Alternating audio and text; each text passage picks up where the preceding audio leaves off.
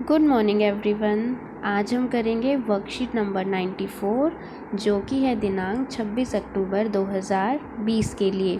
आज की वर्कशीट का सब्जेक्ट है हिंदी, जो कि आपकी पाठ्य पुस्तक रिमझिम पर आधारित है और यह वर्कशीट है क्लास 5th के लिए। बच्चों, यही वर्कशीट आपको 22 तारीख के लिए भी दी गई थी, लेकिन फिर 22 से आपकी छुट्टियां हो गई, तो इस वर्कशीट को आप आज की तारीख में करेंगे 26 अक्टूबर। तो बच्चों, यह वर्कशीट है आपकी किताब में दिए गए पाठ राख की रस्सी के बारे में। यहाँ बच्चों आप अपना नाम लिख देंगे, यहाँ अपने टीचर का नाम लिखेंगे। तो चलिए फटाफट शुरू करते हैं। आइए कहानी बनाएं। नमस्कार बच्चों, आप सबने कहानी राख की रस्सी पढ़ी। कहानी के अंत में लोनपो गार अपने बेटे की शादी उसी लड़की से करवा देता है जिसने लोनपो गार के बेटे की मदद की थी। क्या आपने सोचा कि इसके बाद क्या हुआ होगा? चलिए सोचिए और इस कहानी को आगे बढ़ाइए। तो बच्चों, आप सबने अभी तक राख की रस्सी पाठ पढ़ लिया होगा, तो आपको उस कहानी को आगे बढ़ाना है। आप जानते हैं अंत में क्या हुआ था। लोनपो गार ने अपने बेटे की शादी उस लड़की से करवा दी थी।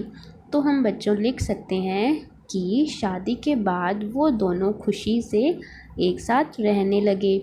जब भी जीवन में कोई समस्या आती तो लोनपो गार के बेटे की पत्नी अपनी समझदारी से उस समस्या का हल ढूंढ लेती। लोनपो गार का बेटा भी अब समझदारी से काम लेने लगा था। तो इस तरह से आप लिख सकते हैं। आप खुद सोचें और लिखें। अब चलते हैं आगे।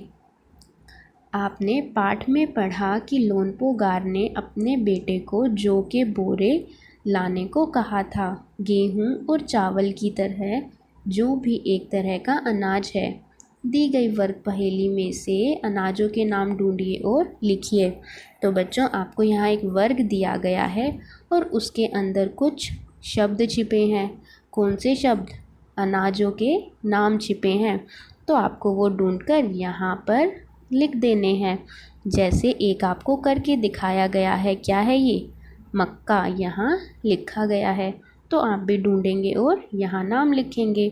जैसे यहाँ पर है गेहूँ और यहाँ है बाजरा, ये आप ढूंढ पाएंगे। चावल यहाँ लिखा है जौ और ये है रागी। तो बच्चों, इस तरह से आप ढूंढेंगे और इस तरह से आप लिख देंगे। यहाँ पर चित्र भी लगाए हैं, आप इन्हें देख लेंगे और नाम यहाँ लिखेंगे और इस तरह से वर्ग पहेली में ढूंढकर उनको स्क्वायर बॉक्स में या रेक्टेंगल बॉक्स में बना देंगे। अलग अलग रंगों का इस्तेमाल आप कर सकते हैं। ये क्या है? मक्का, ये जौ, ये चावल, ये बाजरा, ये गेहूँ, ये रागी। तो इस तरह से बच्चों आपका ये प्रश्न हो जाएगा। अब चलते हैं आगे।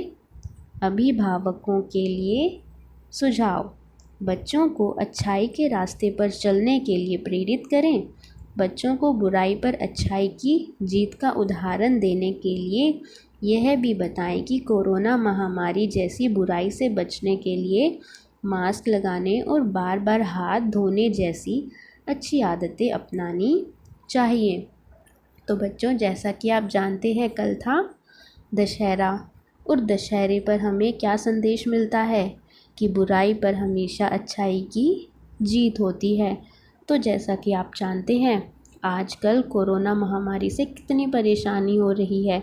कोरोना महामारी हमारे लिए एक बुराई है और इस बुराई पर जीत पाने के लिए हमें क्या करना है? हमें मास्क लगा कर रखना है, बार बार हाथ धोने हैं, अपने आसपास सफाई रखनी है। तो जब ये अच्छी आदतें हम अपनाएंगे तो हम कोरोना जैसी बुराई पर जीत पा लेंगे।